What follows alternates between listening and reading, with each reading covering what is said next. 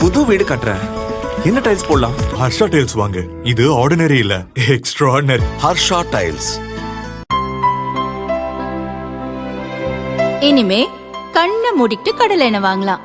ஏன்னா மந்த்ரா கடலை எண்ணெய் இதயத்தின் தயாரிப்பு. வறுக்க பொரிக்க ஏன் எல்லா சமையலுக்கும் மந்த்ரா தான். மந்த்ரா கடலை எண்ணெய், அபார ருசி, ஆரோக்கியமான உடல் நலம்.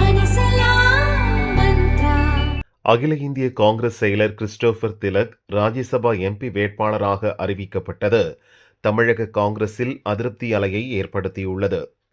காங்கிரஸ் முன்னாள் தலைவர் ராகுலுக்கு மிகவும் நெருக்கமானவர் கிறிஸ்டோபர் திலக்.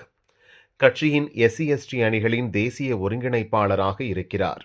தமிழகத்தில் கட்சி வளர்ச்சிக்கு உழைத்தவர்களுக்கு முன்னுரிமை வழங்காமல் டில்லி மேலிட தொடர்பில் இருந்த கிறிஸ்டோபர் திலக்கிற்கு வாய்ப்பு வழங்கியதை தமிழக காங்கிரஸ் கோஷ்டி தலைவர்கள் கடும் அதிருப்தியுடன் விமர்சிக்கின்றனர்.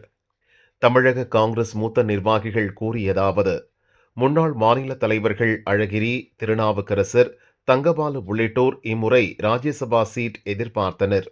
ஆனால் கிடைக்கவில்லை. இந்த முறை எம்பி பதவி கிடைக்கும் என எதிர்பார்த்த பீட்டர் அல்போன்ஸுக்கும் திருநெல்வேலி அல்வாதான் கிடைத்துள்ளது. அதேபோல கிருஷ்ணகிரி தொகுதியில் கடந்த லோக்சபா தேர்தலில் சீட் கிடைக்காத செல்லக்குமாருக்கும் ராஜ்யசபா எம்பி பதவி வழங்கப்படவில்லை. அகில இந்திய காங்கிரஸ் செயலர் விஸ்வநாதனை திருவள்ளூர் தொகுதி வேட்பாளராக ராகுல் தேர்வு செய்திருக்கிறார். ஆனால் கடைசி நேரத்தில் சசிகாந்த் செந்தில் நிறுத்தப்பட்டார். இதனால் அவரும் ராஜ்யசபா எம்பி பதவியை எதிர்பார்த்தார்.